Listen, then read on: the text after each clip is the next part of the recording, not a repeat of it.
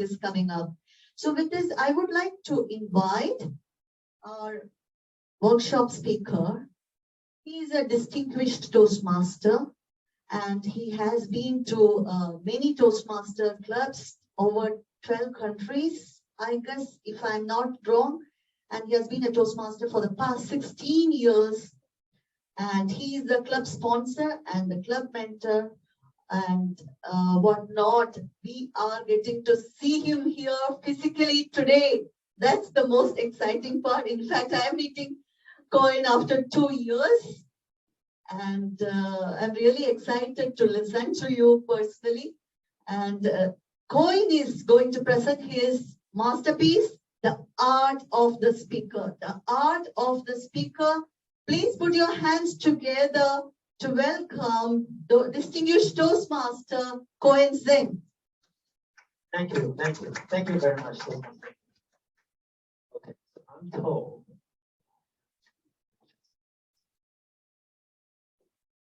Yeah. How can I share my screen? How do I do that? How do I do that? Share screen, is that correct? Okay, share screen. Okay, do you all see this? Google slide?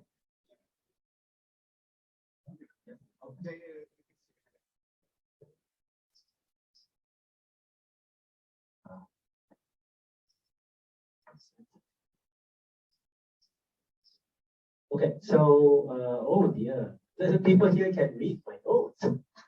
Oh dear. What do the people see? Can you see the notes? Yes, I see the notes. Yeah, we can see the notes. Oh dear, what am I supposed to do? Okay, you know what? I'll just go without the notes. We know you prepared anyway. And see how this goes. Okay. Okay. All right. Welcome. Can you see?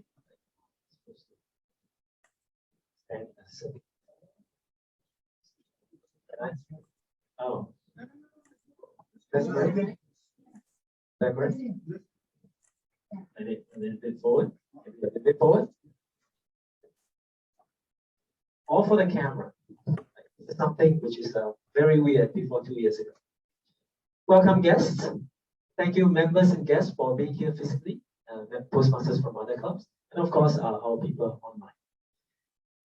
Today I'm going to share with you a workshop. This is the second workshop in the series.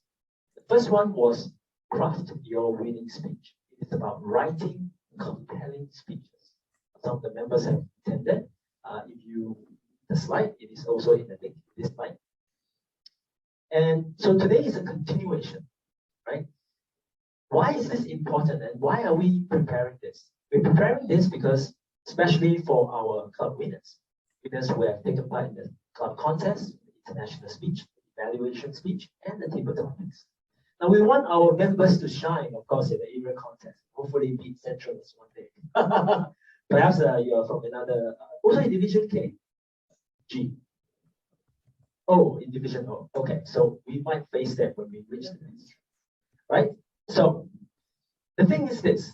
Now I want to do this workshop because for the past 2 years, many of our workshops, or rather the contest, is done on Zoom, right? How boring is that? Now I'm sick and tired of like really looking at Zoom contests where you are just seeing like a certain view, like right here. And this way, you see, my hands are really out of the screen, right? I want our members to know the difference. There is a difference between speaking on stage, where there's something called what I call a stage presence. How do you create a stage presence so that you can create, you can project your emotions to the audience? How do you do that? Is it just standing in front and leaning in front of the camera? But no, you have now a whole stage for you to make use of. That's very important. Many of our new Toastmasters, especially those who joined the past 2 years, perhaps only know or see people in front of a camera, right? And what you see online are, yes, people and world champions on stage, but you know, watching someone in front of you is very different from watching a video of someone on a stage, right? How does that one person affect you? Anyone been to motivation workshops before? Right? I'm sure you've seen like Anthony Robbins, fire walking. When you are there on stage, right, in front of the audience, the kind of atmosphere that is created by some of these best speakers in the world is just magical, I would like to say. It's profound. You take so much more, and you are in fact willing to pay so much more, a few thousand US dollars just to attend their workshops, right? And at the end, you get value out of it versus watching them on TV.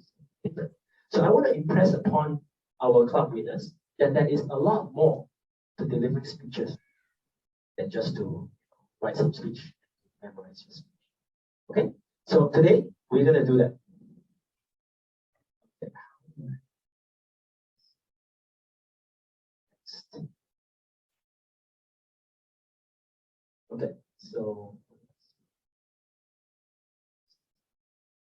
Okay, so the agenda today is, yes, we just had an introduction. We are going to go through the prerequisite, which I talked about earlier. And today we're going to talk about the masterful delivery. Say this again. Delivery of the speech. Your hand gestures, your eye contact, your voice, projecting your voice, and many, many other things, positioning, posture. We're going to talk about that.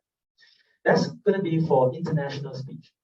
After which, we're going to apply some of that and into evaluation speech and then table topics. And after which, we're going to do a practice by some of our winners and guests, but as well, especially table topics. Okay.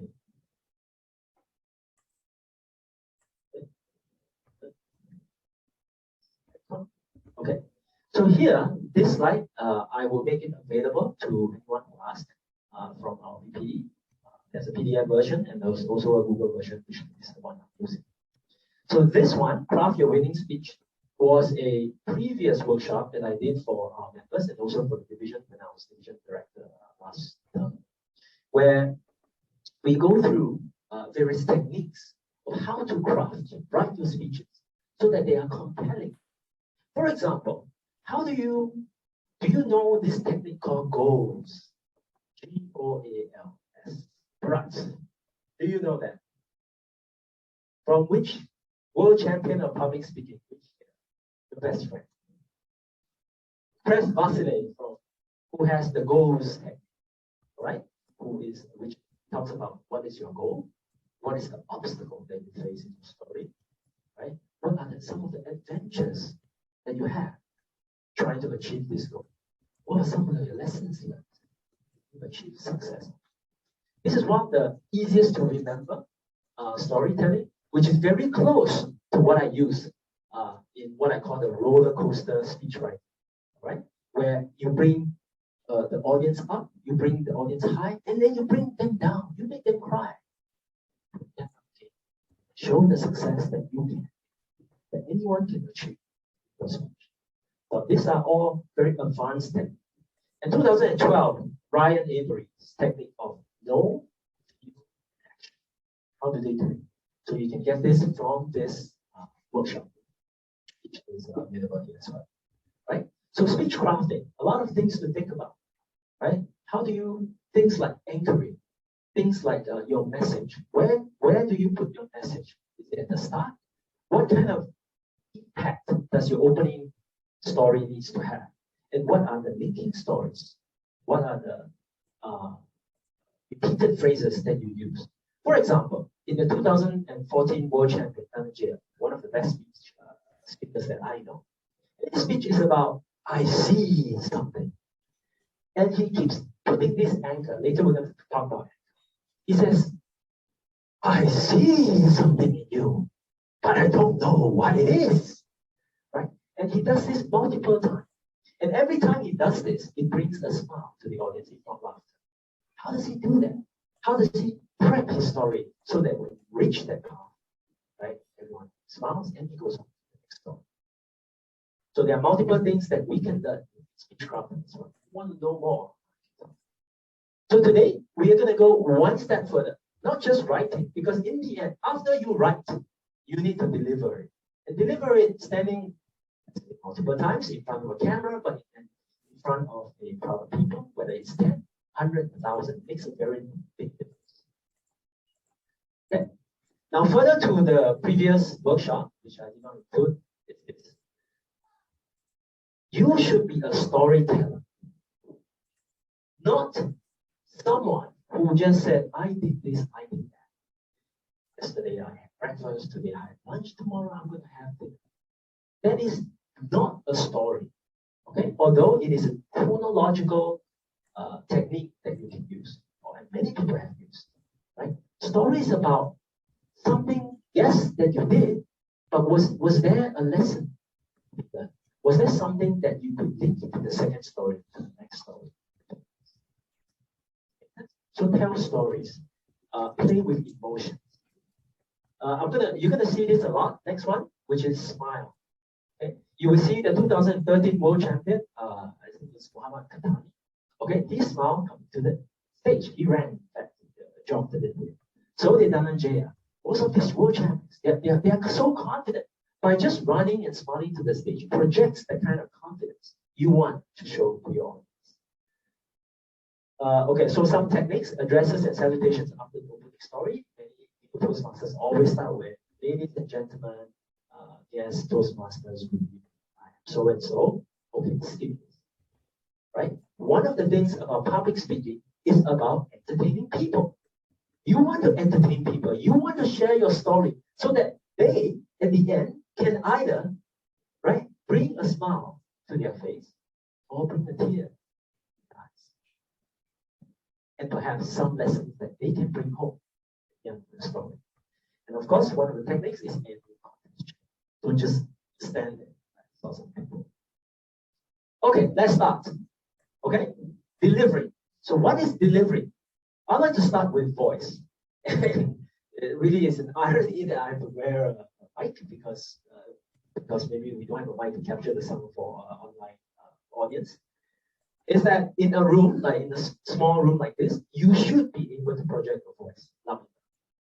And voice is very important. Okay. Now, which of you here are singers or those people online? Anyone singers? A bathroom singer with all the echoes and make it easier, right? Okay. So all singers will know how to use the volume from, if I remember correctly, it's the diaphragm to project your voice, so that when you don't use the muscles on your throat. Now, I do that very often, which is why after talking to a day, I get sick the next day. It gets swollen. So that is not the right way to use the voice, because you'll be straining your voice. Now, volume is important because just if there's technical failures in a contest, it doesn't stop. Only when there is a timing problem with the timing device, then the whole contest will stop and you'll be given 30 seconds. Right?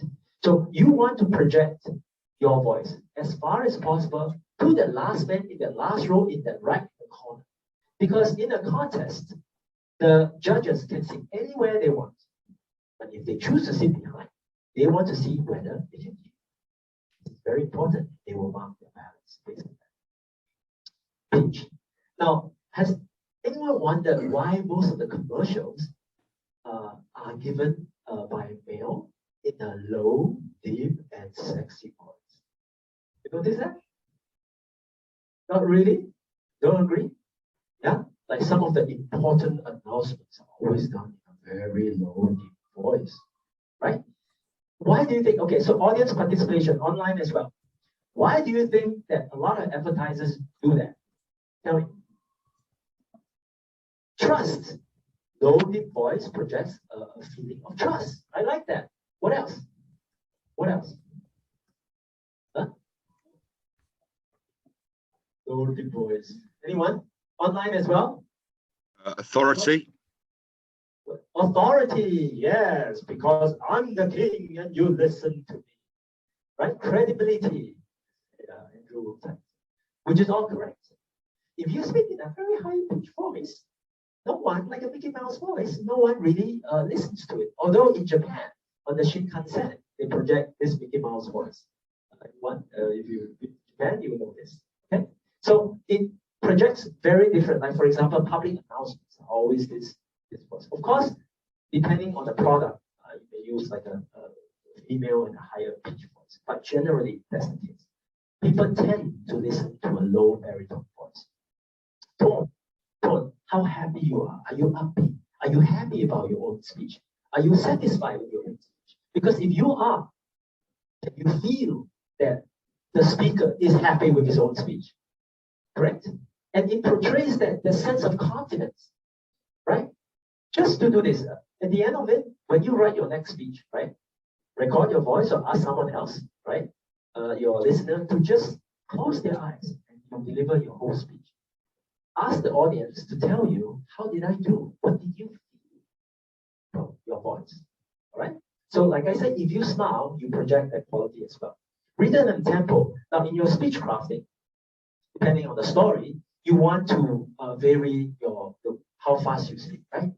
You can say something like, you have a story, oh, Little Johnny woke up. He looked at the time. Oh, he's late. He grabbed his shirt, put on his shoes, ran out with his bag, and ran to catch that bus.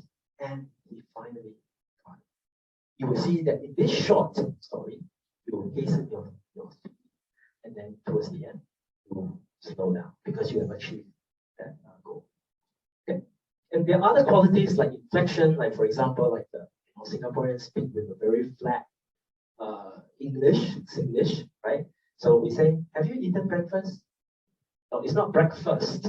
It's breakfast, lunch, dinner. It's always the same tone. Okay, so you don't tend to know what is the stress on the words. Resonance. I have a nasal voice. Can you hear that? I have a nasal voice, very, very bad. I'm trying to fix it. I need to get a voice coach to help. Texture, thickness, it is strong. Okay, not just font.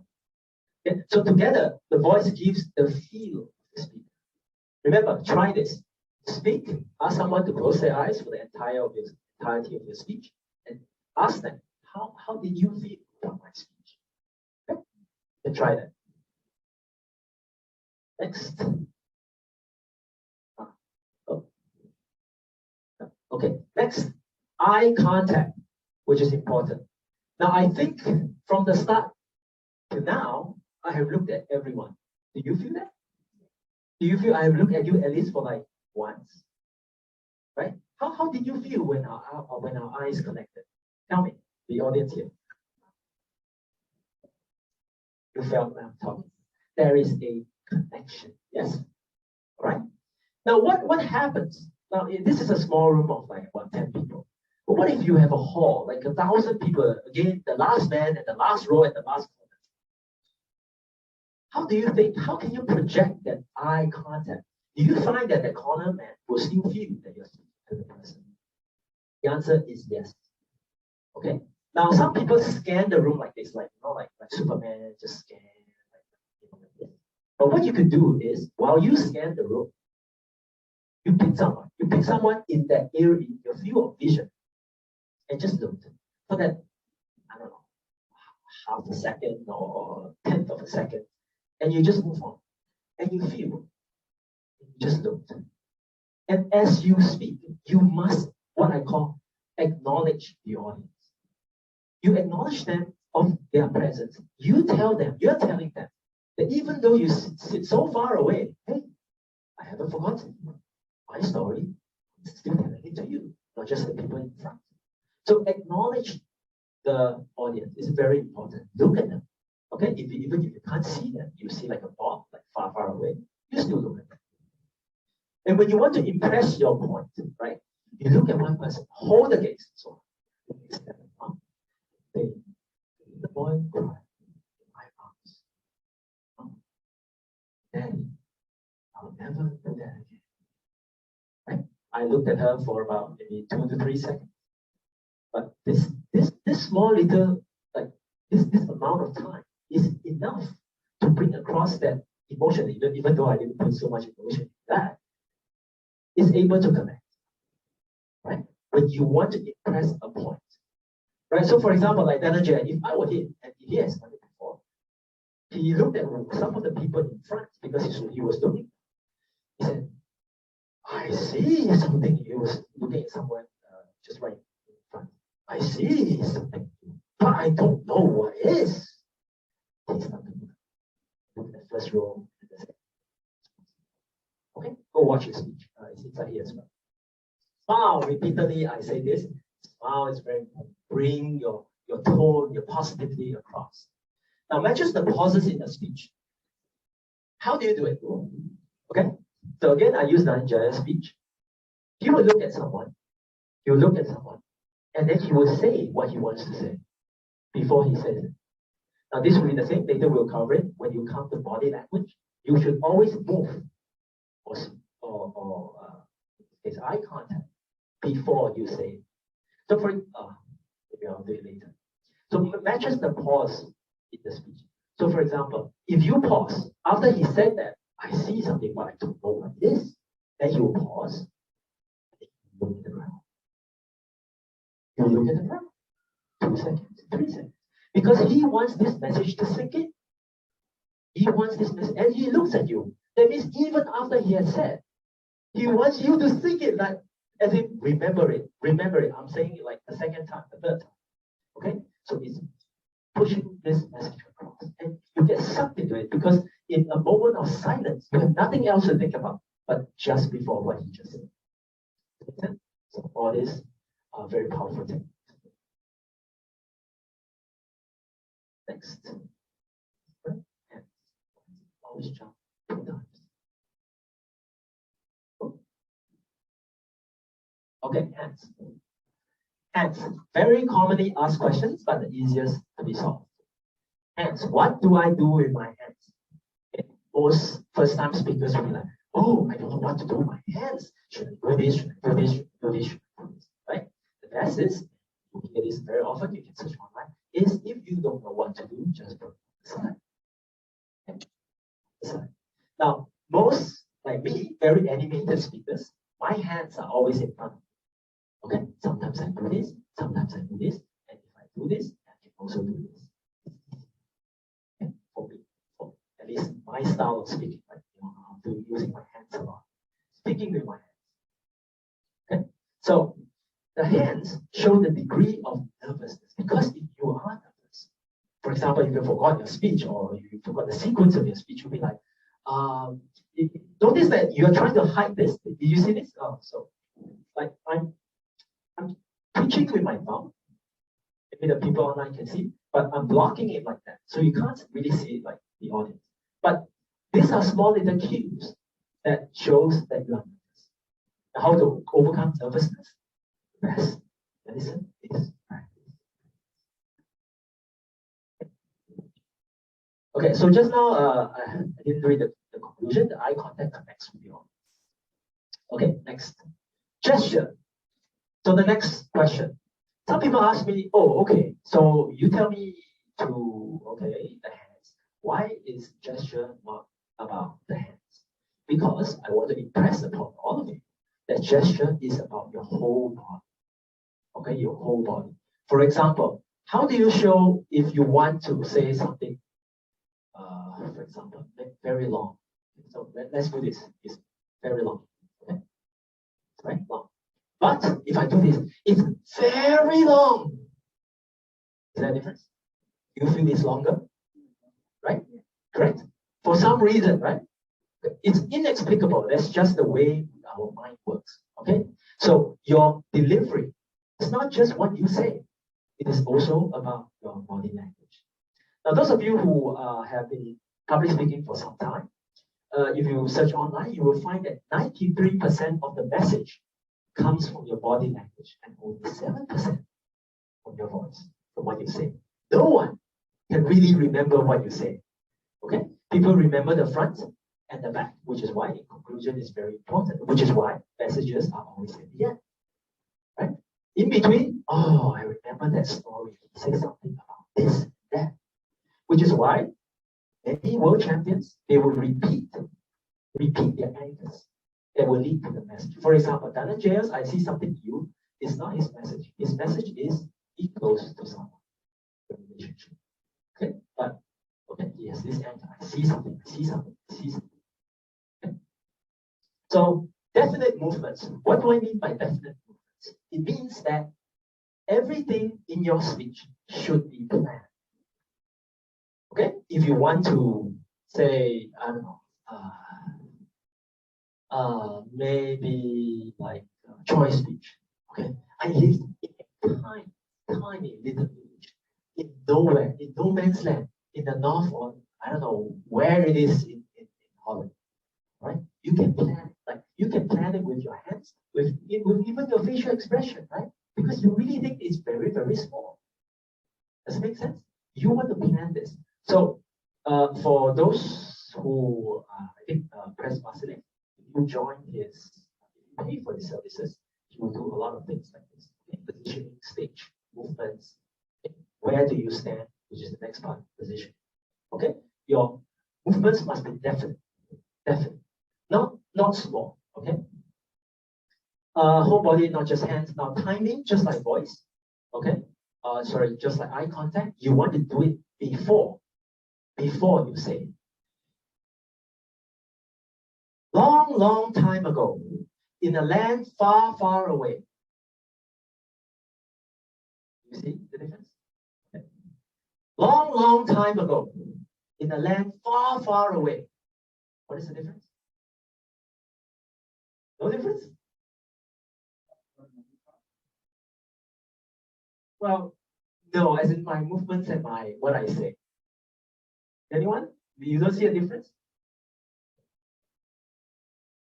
Yeah. Okay, maybe I did that. That was unconscious.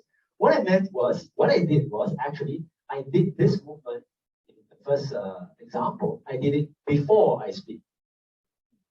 The second time was after I speak. You try next time, especially a punchline. You want to give a punchline. And he dropped. Versus, and he dropped. Okay? So you can search online. There's many techniques. Eye contact, which is part of body language as well. Okay? In gestures, in body movement, you want to do it like a split second before you say it. Before you say it, split second. Split second. Yes, because you would have known your speech, you will remember your speech. Right? So you know exactly what to do. Okay. Pace, I said it again. Body language, it is fast, it is slow. Mirror is like what I'm saying is mirror the emotions of the characters. And exaggeration is the same point about the volume of your speech. Volume of your speech. Okay, same thing. Far corner guy, 1,000 people. If you say this is long, and if you sit behind, the guy cannot see. But if you say this is long, it's long. Does it make sense? Because to the guy, this is small, right? It's a matter of perspective, it's relativity, right? So exaggeration is not about like I don't know. Some people think that it's about dancing, singing. Not really, but magnify. Okay? But definite, it has to be planned. Okay, so together, gesture provide coherence. But you understand coherence, right? Because what you say must be backed up by what you do. In fact, what you do must be backed up by what you say. Because if you plan it that way, you do it first, backed up by what you say. Because everything is planned. Coherence, so that it makes sense. I want to move, I don't know, I want to move up. Does it make sense, right? Okay. This is posture. Posture, basically the basic posture is upright. Now some of people slouch consciously. You gotta fix that because this, what does this show you? What does this show you? Stiff, and then what else? Yeah, bending, but what quality does this show? No confidence. What else? People on the Zoom. Yeah, you can add. Continue. Right? So basically no confidence, right? Even though I can be a very powerful speaker, my voice is very loud. But somehow just like that. It's very different. Okay? So the basic posture is straight, upright, with your knees up. Of course, if you want to use the gestures, body language.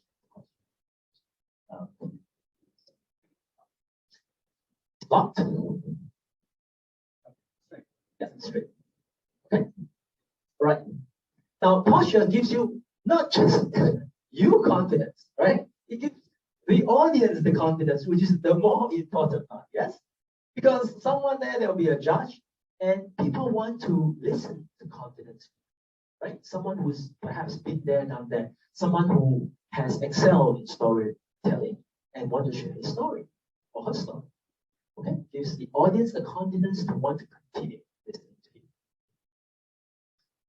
Hey, where is the position? Okay, this one. Why is it position spelled wrong? It's right on my slide. All right, positioning. Positioning is about what I call spotlights. Okay, spotlights. So, for example, now I'm standing in front of a this lecture because of this computer. Okay, where you have your nose, for example, scientific presentation, company presentation. All right, where you have a mic, you speak to the mic, and there's a bunch of people in front of you.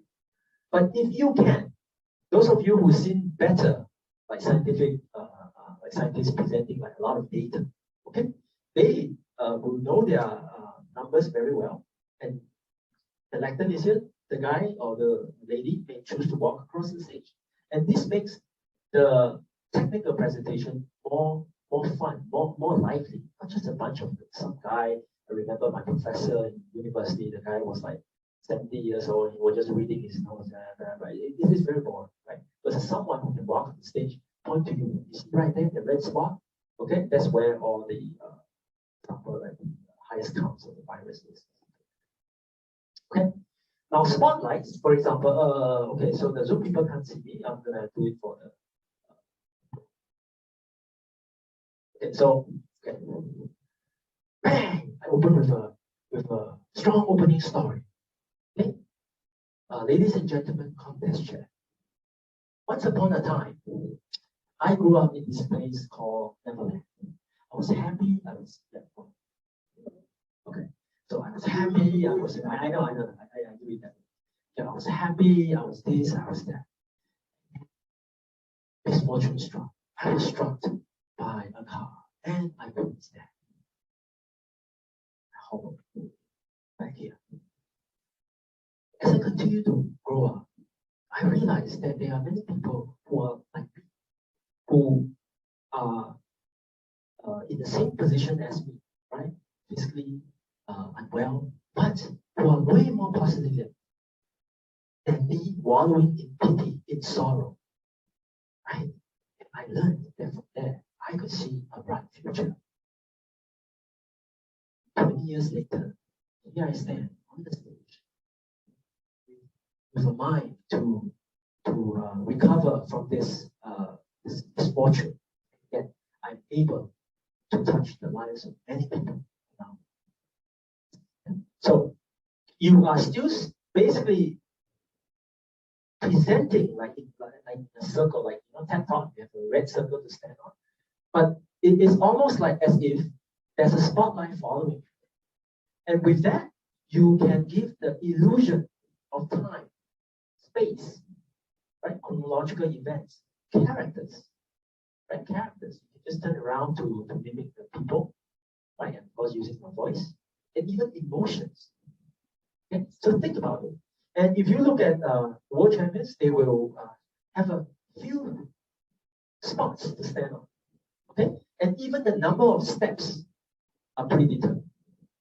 Number of steps are predetermined so that they do not lose their momentum. Okay? So positioning lets the audience follow the story. Why is this important? Because remember, in the middle, no one remembers, correct? But if someone can follow the story so well, they might be able to remember part of the story. And if you think about it, if they can remember the front, your message at the back, and a little bit in the middle, and perhaps some of the anchors that you use, how powerful is that? Wow, I remember the speaker's speech. He was talking about blah. So follow the story. Now, finally, together all this, your voice, your eye contact, your gestures, your posture, your positioning, create something very magical, what I call stage presence. Now, stage presence is not about the height like Anthony Robbins, a very tall person, right? But some good speakers, I don't know. The last I watched a video of him, Professor Stephen Hawking, delivering his address, and he can't really speak because he's sympathizing, right? He was in a wheelchair, and he was just swirling around, and he was showing his projector, about space and some theories that he has. He's trying to explain it in very simple terms. Okay, he has stage presence, maybe because of his faith. We don't know. But when he's there, I, as the audience, I want to listen to every word that this person is saying. That is stage presence. Okay? But Stephen Hawking may not do one of the things that I mentioned here, but there's something about that person, just like Dhananjay. I see something in you, but I don't know what it is. Right? That you want to continue to listen to this person. And that has value. A lot of value. Okay? Hold the attention of the audience for the next time. And someone remember GP, the 2003 world champion. He was the man that made me cry. In fact, made me start with Toastmasters for 16 years. Okay, the 2005 convention at my district invited him. He came on stage. He delivered his winning speech. His winning speech is, he was one person who contested in the world championship 3 times. Both times, so all 3 times he went to the finals, and it was only the last time he won. If he lost, he would have been heartbroken, right? It was his tale. So his third story, his final story was his tale. And the story was his relationship with his daughter.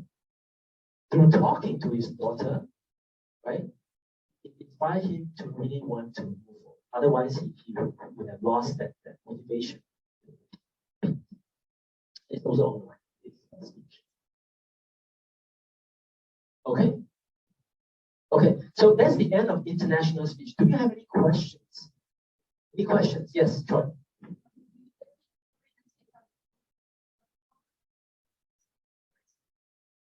Yes.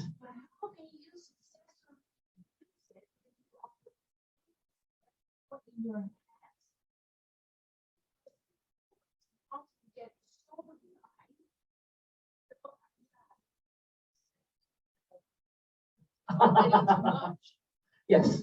Okay, Troy, I want to ask you a question. When you were growing up, you learned mathematics, yes? I'm not sure about your school. My school made me remember the formulas, right? Correct? Yeah. But when it comes to exam, do you try to remember the formula? Because by that time, most of it is in my brain already. And I just basically apply it, right? Some people. I think it's the same. If you have enough practice with the speech in your head, and you plan it, like your body movements, okay? So they come out naturally. You have to do it many times. Many of the world champions that I know, if you talk to them, it's all public. They at least practice, go to 50 different clubs and above. They learn slightly different versions of their speech to get feedback. Should I tweak this? Should I tweak that? Okay. So that's what they do. So it's a matter of, yes, dedication. It might seem like a daunting task for especially younger Toastmasters like myself, and here for just half a year. It takes practice, step by step. Okay, focus on one area of your speech that you want to improve, especially in your project. One step at a time. Don't rush your projects. Okay, any other questions? People online? People here, of course. Right? No questions? Okay. We'll give you evaluation, floor evaluation. Anyone online? Okay. Well. Okay. Yes.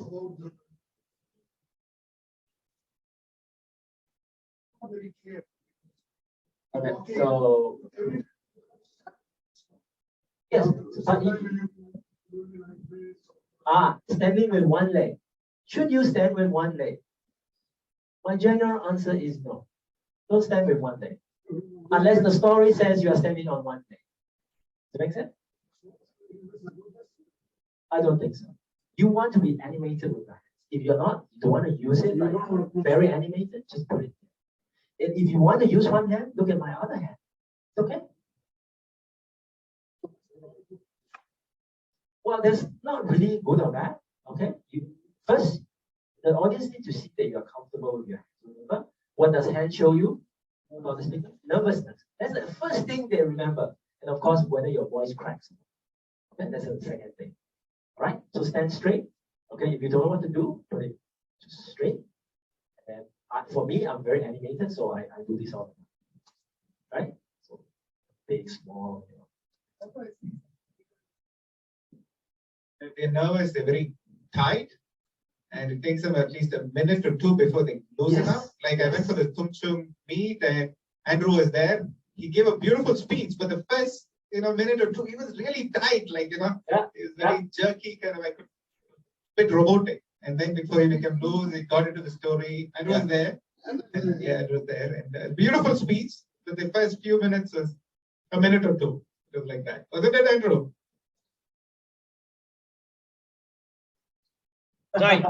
Yes, it was. I was on mute. Yes, it's a matter of practice and knowing, how you do it. Because like me, even like all successful speakers, sometimes you remember so much, but on the day or that 5 seconds before, your mind goes blank. Then some of the techniques to bring back, you talk about something else, then you will come back. And you talk to the audience for some mundane stuff, and then you will come back. Okay, so let's quickly move on to evaluation. So the first question that Karuna asked when I posted my this workshop, this slide, is how do you prepare an evaluation speech contest? Right? So my answer to you is this: evaluation speech is your speech. Therefore, all the speech crafting and all the speech delivery applies. Okay, including your thing about all of them apply. Okay, because why? You're standing in front of the stage. You are entertaining the crowd. You are telling a story. Okay. Now we'll quickly give you some mental models. Okay. So you have 5 minutes. You spend about 2 to 3 minutes drafting, and 2 to 3 minutes rehearsing. Don't spend really 5 minutes of your time writing, because if you're the first speaker, you don't have time. You have to go straight up.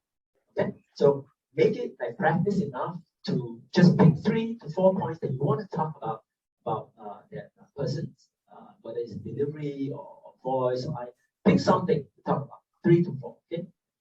Give more time for suggestions than compliments. Most people will give compliments. Oh, you're such a great speaker. You did this very well. And then the yellow light comes up or the green light comes up. When the green light comes up, meaning you have spent 2 minutes out of 3 minutes. You only have 1 minute to 1.5 minutes to say the important things. Okay. Provide more examples rather than generalities.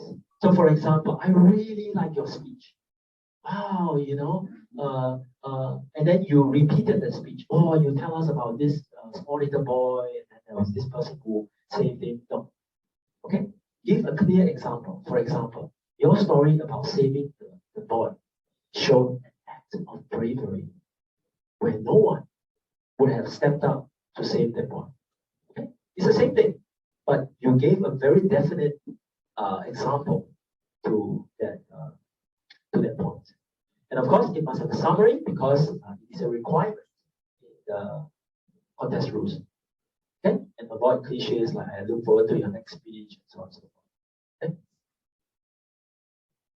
Okay, mental structures. This is what I call mental structures. You can prepare this beforehand before you go for a contest, right? So first, opening. As I wrote, first of all, build rapport with the speaker. How do you build rapport? So first of all, later you'll find out. When you come out from the room, ask the SAA, where is the speaker seated? Where is the speaker seated? Point to you, okay, the speaker is there. Then when you come in, you contest chair, say everything, okay, your name and your name, and then you straight away look at the person. That was a wonderful speech. Wow, I was really mesmerized by the speech. Okay, and build rapport with the speaker is you try not to repeat the speech. Don't say what the person has already said. You know, everyone heard the same thing. Why do you have to repeat it? It's a waste of time, right? But you could, for example, what I did in one of the US clubs, I was quite happy. I did evaluation. The speaker was telling a story about revolution in one of the small towns in America during the 1960s, something about some oppression stuff. And then he sang a song about some oppression stuff. And then immediately I remember Les Miserables, right? What's the song? Do you hear the people sing? So he started with a song, I started with a song. Does it make sense? And I started with a similar song about revolution, about bloodshed, right? About liberty, about freedom. So immediately that caught the attention of the speaker. Immediately that caught the attention of everyone in the room. All right? And I say from my example, I say your story was as good as Les Miserables because you had this, and this element. Makes sense? And Les Miserables is something, this story is quite common, especially in Western cultures, right? So they know the story very well. I used it as like my anchor to tell them, okay, you did this and this very well. Okay? And a minute and a half, and I talked about some things that you can improve. So that is building rapport with the speaker, and therefore also building rapport with the audience. Now identify with the speaker, empathize with him. Okay? So I understand how you feel. I had a similar accident where I had to save like a kitty from a train or something like that. Okay. Observations. Now you point out some of your observations. Okay. Usually the good things. Okay. But describe it, each one distinctly. Okay. Very clearly. And give an example. Okay. So for example, if the speaker save a kitty, I'll say I'll save a kitty. Right? You clearly show your compassion when you save the kitty from the river, something like that. Does that make sense? Okay. Show it rather than say it. Many people, because of the lectern, you say, "Oh, you did very well. Wow, wonderful. I couldn't fault you. This is amazing. Wow, I look forward to it." What value does that give to the speaker? Right? To improve. Next. Oh.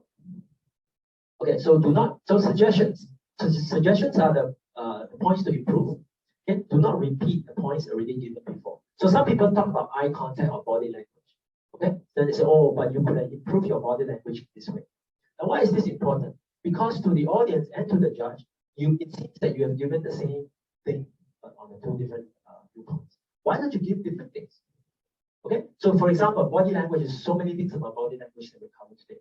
You might pick on say he has good body gestures, but he might like to work on his eye contact and voice. Right? Okay? Use words to describe, different words to describe. And do not be ambitious. Do not say like 5, 6 different suggestions because you don't have time. You just don't have time. 3 to 4 maximum. Evergreen areas are like, there are always things to pick on these topics. Structure, your structure is no good. You could have done this and that. Your emotion is very bland. You don't have your facial expressions. Body language, you could have exaggerated. Okay, your message. I did not understand what the message is about. Was it at the front or at the end? Okay, always the same. Okay, you can always prepare this. Fine. Summary, you must always provide a summary. So in summary, you say, okay, in summary, here are the things that I really enjoyed about your speech. Okay, here are the things that you can work about. Number 1, 2, 3. Okay. Thank you. I really enjoy your speech. Contest chat. Okay, makes sense. Quit the cliche. Okay, so ask in advance where the speaker is seated. Direct your evaluation to the speaker, but of course do not neglect the audience. Look at the person, but also look at the group. Okay, do not speak from position of superiority. Wow, DTM, listen to me, huh? DTM, this is what I say has value. Put yourself as equals to the guy. But what if you are like a newbie evaluating a DTM? Is there any difference?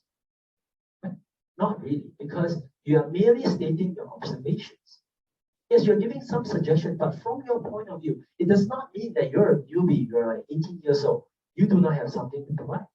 Perhaps the very old and experienced person does need to look at this viewpoint from another angle, right? And always be possible. Okay. Any questions on evaluation? Yes, Bharat.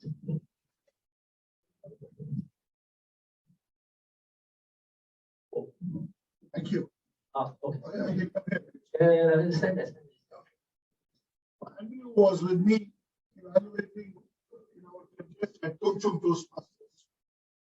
The guest speaker was district champion last year, Chi. Oh. Jumping around everywhere.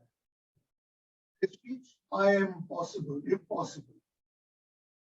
He made us go nuts. Everything was so good in the speech. And we did not know what suggestions to give. Of course, Andrew won the contest and I was the runner-up. But this is a very important question. Fortunately, we were able to find, he made some mistakes the other day, and we were able to give him some suggestions there. The challenge is what happens if we have a world-class champion who's doing everything good, and what do you do? What do you suggest? Right. Thank you for that question. You pass it back to them. Right. For very, very polished speakers, yes, it's very difficult to form. Right. Okay. But remember, go back to one of my earlier slides. What feeling? What feeling? Emotions does that speech? Okay. So I'm not sure what his speech was about. Maybe about, I don't know, what did he talk about? What did he talk about? Three stories about his life. It's like Impossible position. where he was facing some difficulty and then he overcame and all that, right? Okay, right. So perhaps, maybe I'm the melancholy type. I can't take such energy. Some people are very slow to warm up. Okay, you can say from your viewpoint that it was too fast to catch. I'm a bit old. I can't catch what you're saying, and you're moving about so much, right? Which is why you don't see world champion running about. They have very, what I call, as you see my slide, definite movements. Maybe sometimes fast, like the 2013 press Vasilev, he was doing the crank. Okay, he was repairing his car or something, right? Okay, and that was the only part that was fast and slow. But otherwise, it's very measured. Okay, remember, it is from an observation, your point of view, rather than you, the newbie, wow, world champion, wow, district champion, what can I say? No, always say something. Again, when you come from the viewpoint of emotions rather than the content of the speech, right? Different people, different audience, they empathize with you. Maybe some of the judges felt the same. How do you know? Correct? Okay.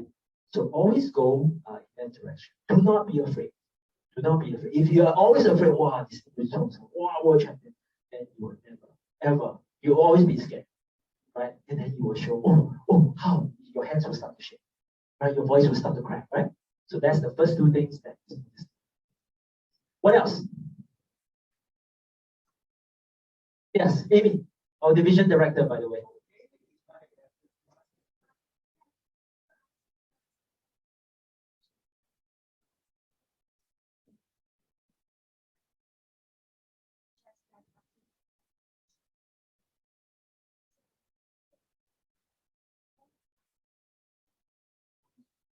Concern is that many times when we do positive evaluation and also maybe the speaker that we focus on too much on the positive things, and that they couldn't really improve on, and then somehow after our time they would think that, is this really that good? Whether I can really be better, or is this I really deserve this kind of success? I think maybe how to take a balance on it, and also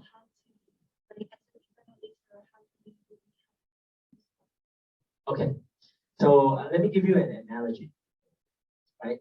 If you, what's the most popular dish in Hong Kong? Hao fan. Wantan Mee. Okay, let's use wantan Mee. Let's use wantan Mee. Okay. If you have wantan Mee every day, how do you feel after 1 month, 2 months, 3 months? Right? What kind of nutrients does it give you for growth? The different proteins and carbohydrates and all the different kinds, right? It's the same. If you are a speaker, you know you're a good speaker, you're an okay speaker, maybe the champion speaker, okay, like the Donald Yee and Chi, right? Okay, you go to people's club, you give a speech, and everyone, wow, because they know who you are, because people you introduce, right? Wow, Chi, a district champion, blah blah blah. Wow, so it changes people's perception. Wow, this guy is very good. Before the guy even starts to open the mouth, right? Yes, perception, right? That's why you always have an introduction. Wow, this guy. But the thing is this: if you're the speaker, after a year, 3 months, 6 months, you want to hear the same thing. You want to improve because if she, and I don't know, Donald, I think won a few times before. I'm sure they want to go to be a world champion of public speaking as well. If they listen to your evaluation, then they got nothing to improve. Which is why world champions go about at least 50 different clubs in different countries. Well, with Zoom now it's easier, but in the past they would, especially the US people, they will travel around the 50 states. They really travel, take time off, they will fly for the weekend, fly back, and then they will take notes. Okay, if you want to improve, okay? And so if you're an evaluator of someone who is more established, right? Give what you feel. Okay, what you feel. Honest. Don't be afraid. Why the guy, district director, he has nothing to improve. Oh, okay, does make sense? All right. Okay, let's move on to the last part because we're running a little bit. Now, table topics again. Okay, again, it's still a speech. Everything applies. Okay, again, everything applies. The moment you stand on the stage, it's showtime. It's showtime. Okay, it's showtime because your job is to entertain the audience and also to show that your achievements. How you have prepared for your speech. Okay. Now, table topics is more like an international speech than evaluation speech because if you look at the judging criteria, it's more similar to the international speech, opening or the conclusion. Okay, so there are two ways to do it. Some people can do it magically. I can't. Till today, 6 years, I can't do it. Some people can immediately name, topic, name. Immediately they will jump to start their speech. I can't. I'll be like, I'll think for a bit. But there's a danger because there is a rule that says timing starts with your first verbal or non-verbal. Some people take it like, some timer take it like this, because I was thinking aloud, right? I mean, not aloud, but I was like looking at the top like this. It's as if I've started my speech. So you got to be careful. You got to factor in that time. Okay, I need to think for me. Okay, that's me. Okay, so organizing your thoughts on the fly. So some people do this. They open with an opening big bang story, and then just like the person who forgot his speech, all right, you say something which is similar to the topic, and then you try to remember or to bring back the techniques that you have learned over the years, how to put into the few stories in a 1 to 2 minutes. Okay, in a very short. Okay, or some people do it very slowly. The topic was how to improve our lives. They repeated the question. So they are thinking, they're thinking. That's another technique. Now, all the common speech structures apply. Okay, like chronological, event, spatial, there, today, tomorrow, characters, compare, contrast, again, so you can move with your positioning. Okay, problem, solution, cause, effect, journey. Journey is the best for international speech. Now, formulate your message as you develop your speech. The more difficult one is right at the end, when you know what you want to say, you know your message, then you develop your story. Now that is how I write my speeches. I think about what my message is first. It's like writing my doctoral thesis. I write my conclusion first before I write my essay. Okay? Because that's the most important. The message is the most important of any speech. Okay, but this is thinking on the fly. This is really, really advanced stuff. I can't do it. Now, I've also provided the judging criteria for international evaluation topics. So you can see the difference. Okay, so these are the most updated.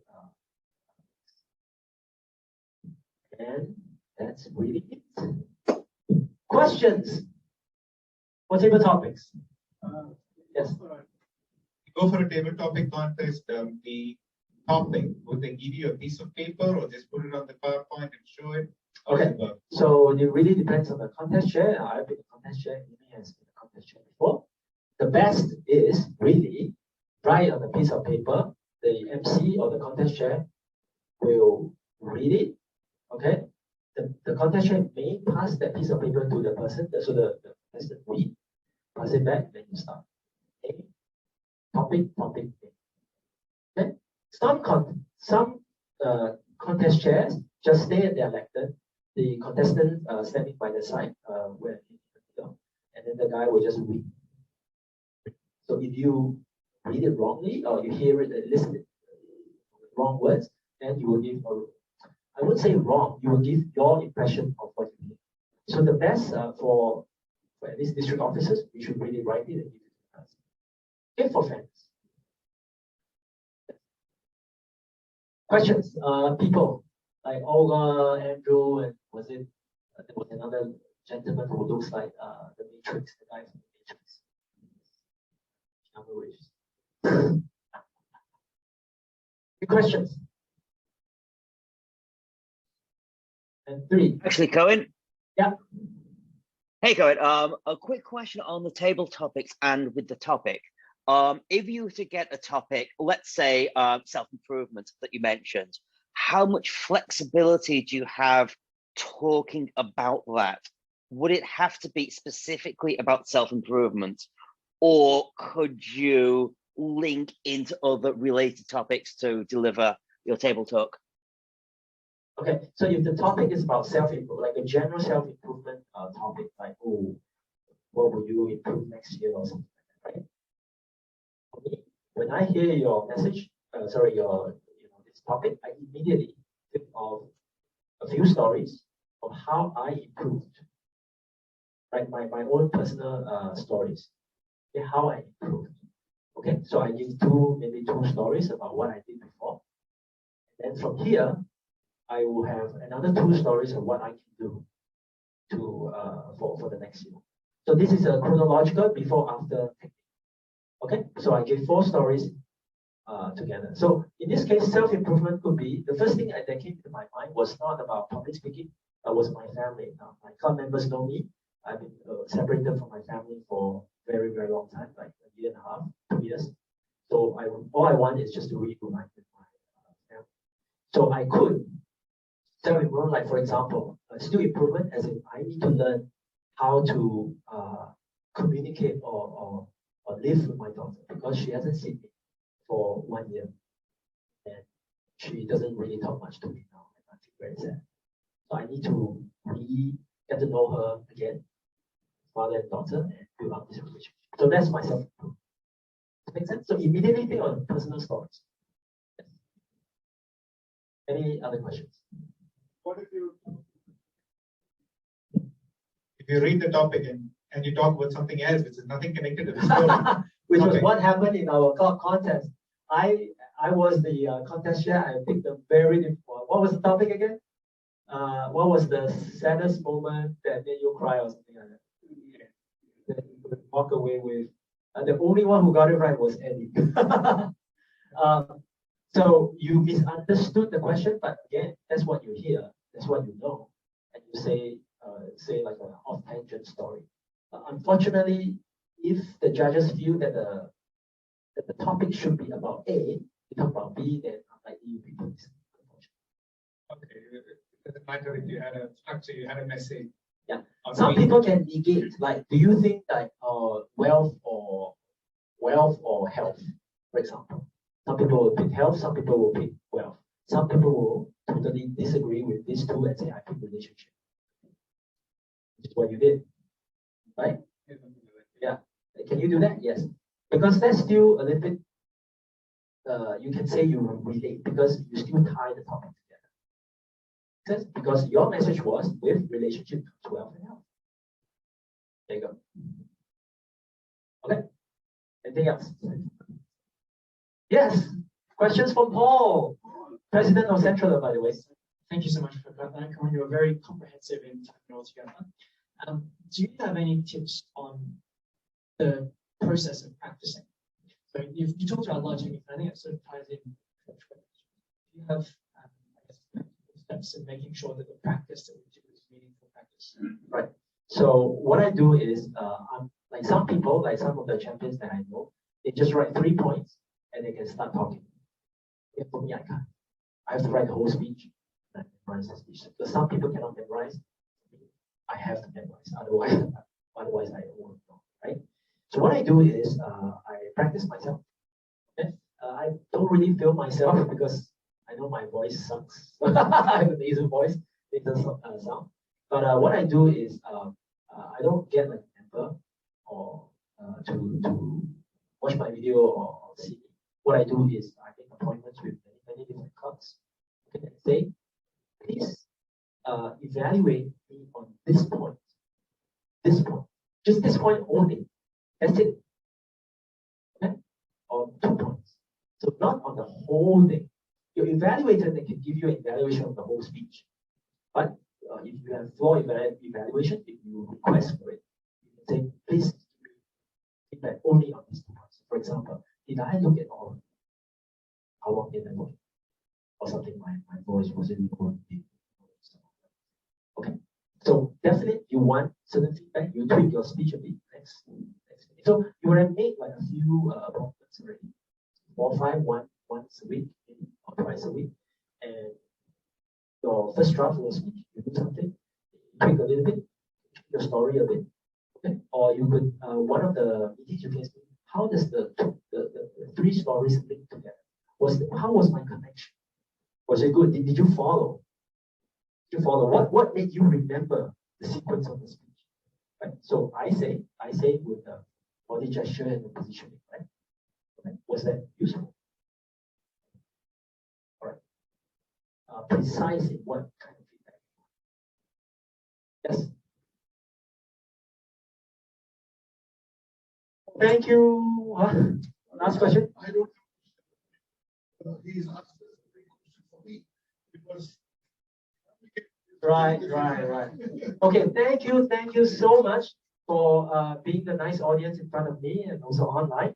I would have wished for more interaction, especially on Zoom. I really prefer like a physical meeting.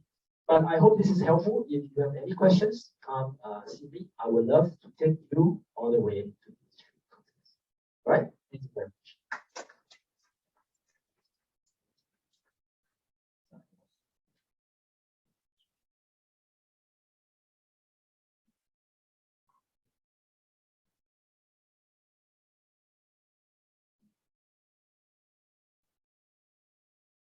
Thank you.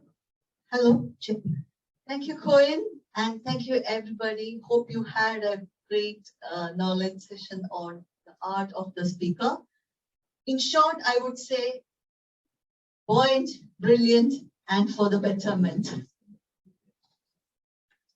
So this is what I thought about Coen's talk, because learning to become a speaker, the journey never ends. There is always more and more to make it better.